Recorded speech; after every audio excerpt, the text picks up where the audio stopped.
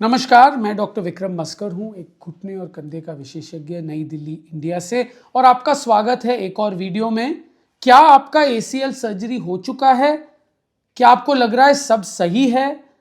इस वीडियो में मैं आपको बताऊंगा कि 5 सबसे बड़ी गलतियां जो आप कर सकते हो जिससे आपकी रिकवरी में प्रॉब्लम हो। तो पहले समझिए एसीएल की सर्जरी किन लोगों में होता है। एसीएल की सर्जरी उन लोगों में होता है जिनमें आइदर वो एक बहुत एक्टिव जिंदगी जीना चाहते हैं, दूसरा जिनका घुटना असंतुलित हो, तीसरा अगर उनकी एसीएल टूटी हो और मेनिस्कस भी टूटी हो जिसमें वो ज़्यादा इमरजेंसी वाली सिचुएशन पैदा हो। सॉरी टू डिस्टर्ब यू, पर अगर आपको कोई प्रॉब्लम हो रहा है, आपको, आपके फैमिली मेंबर को, आपके दोस्त को घुटने और कंधे में, तो डिस्क्रिप्शन में दिया हुए नंबर पे फ़ोन करके मेरी टीम आपकी मदद करेगी मेरे साथ अपॉइंटमेंट करने के लिए, आइदर इन पर्सन या ऑनलाइन। Thank you. अगर इस सिचुएशन में हो तो एसीएल सर्जरी घुटने को संतुलित करता है और आपकी ज़िंदगी बदल सकता है। नाउ मिस्टेक्स क्या क्या है? नंबर 1, फिजियोथेरेपी ना करना। नाउ याद रखिएगा, आपका स्नायुबंधु या लिगामेंट घुटने का पहिया है। अगर आपका पहिया पंक्चर हो जाए और थोड़े दिन बाद ही आपको ठीक करें और गाड़ी पार्क्ड हो कहीं पे, तो क्या होगी? इंजन में जंग लग जाएगी। इंजन घुटने का है मांसपेशियां, जांग की मांसपेशियां। अगर हम थोड़े दिन बाद टायर को भी बदले या ठीक करें और इंजन की ट्यूनिंग ना करें तो क्या होगा? वो उसके साथ चल नहीं सकता।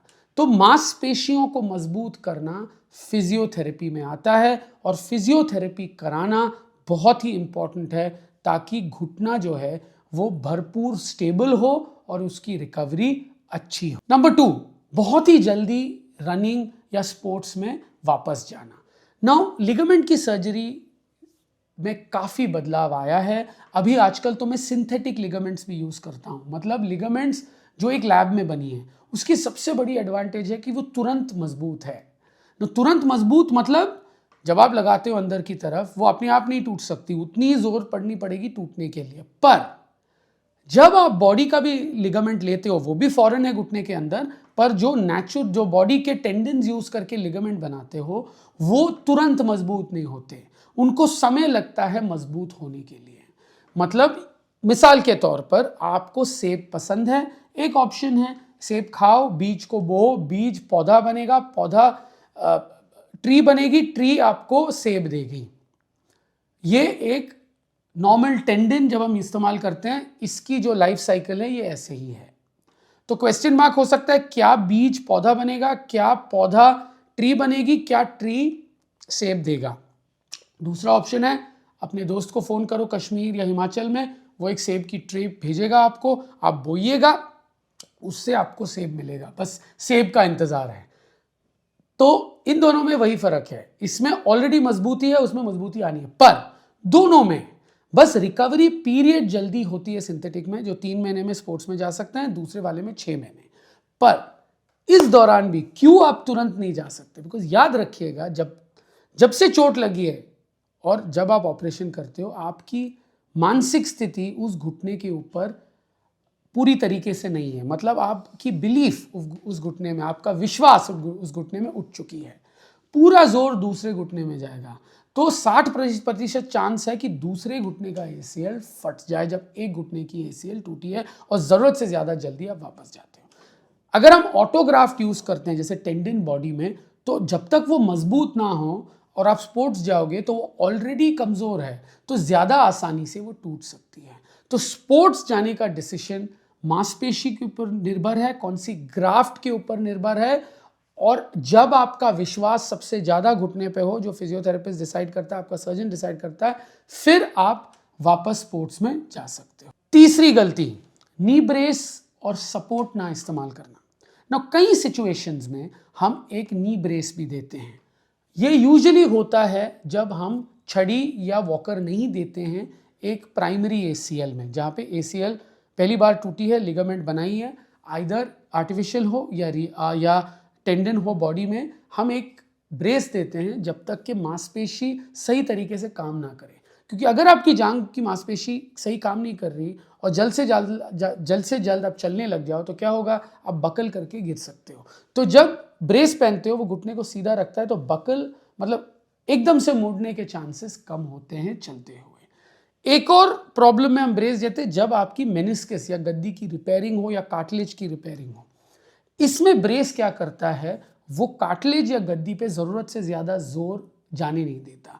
तो ब्रेस संतुलित रखता है घुटने को और कार्टिलेज पे या मेनिस्कस पे ज्यादा जोर जाने से रोकता है। अगर आप नहीं पहनोगे तो उसकी हीलिंग में प्रॉब्लम हो सकती है, क्योंकि ज्यादा से ज्यादा मेनिस्कस मैं बांधता हूं, मतलब वापस जोड़ता हूं।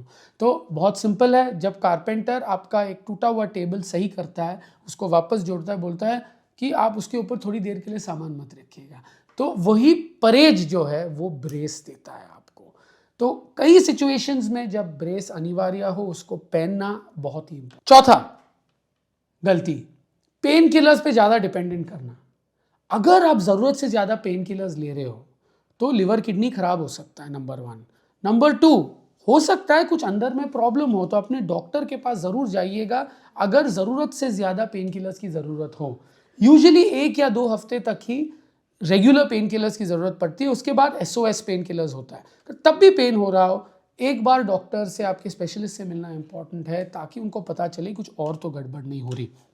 तो पेन किलर्स एक रेकमेंडेड डोज पे लेनी चाहिए जो आपका डॉक्टर दे, उसके इंस्ट्रक्शंस फॉलो करिएगा। अगर जरूरत से ज्यादा लोगे तो लेने के देने पड़ सकते। 5वीं गलती, अपना फॉलोअप के लिए नहीं जाना ना, बहुत इंपॉर्टेंट है। आपका डॉक्टर आपको एक टाइमलाइन देगा, आपका विशेषज्ञ एक टाइमलाइन देगा कि इतने समय में इतनी रिकवरी होनी चाहिए। अगर आपकी ये फॉलोअप नहीं होगी, हम पता नहीं कर पाएंगे कि आपकी रिकवरी सही हो रही है कि नहीं। अगर आप देर से जाओगे तो हो सकता है और मेहनत करना पड़े आपको उस लेवल पे वापस ले आने के लिए, आपको ज़्यादा परेशानी होगी। अगर कोई कॉम्प्लिकेशन हो तो वो सही टाइम पे आइडेंटिफाई नहीं होगी। तो अपने फॉलोअप ज़रूर टाइम के टाइम कराइएगा, अपने डॉक्टर को दिखाइएगा, ताकि कोई भी डाउट ना रहे कि आपकी रिकवरी सही हो। बिकॉज याद रखिएगा, रिकवरी 2 चीज़ से बनती है, एक है फिजिकल, एक है मेंटल। फिजिकल मतलब फिजिकल तो बॉडी लेती है अपने समय, पर मेंटल अगर आप पॉजिटिव नहीं हो, और पॉजिटिविटी आएगी जब अपने डॉक्टर से आप बात करोगे, अपने प्रॉब्लम शेयर करोगे, जब पॉजिटिविटी आएगी दोनों चीज़ें एकजुट हो जाएंगी और आपकी रिकवरी अच्छी होगी। तो ACL सर्जरी के बाद गोल्डन रूल्स टू रिकवरी, स्वर्ण अक्षर पे क्या कर सकते हैं आप लोग रिकवरी के लिए। नंबर 1, डॉक्टर का परहेज फॉलो करो। नंबर 2, फिजियोथेरेपी रेगुलरली करिएगा। नंबर 3, ज़रूरत से ज़्यादा जल्दी स्पोर्ट्स में मत जाइएगा। नंबर 4, अपने फॉलोअप्स रेगुलरली करिएगा अपने डॉक्टर के साथ। नंबर 5, रेड फ्लैग साइन जैसे प्लेन, एक्सेसिव सूजन, एक्सेसिव पेन किलर पे डिपेंडेंट होना, अगर ये हो तो ज़रूर अपने डॉक्टर को दिखाइएगा। मुझे उम्मीद है इस वीडियो से आपको काफ़ी जानकारी मिली है।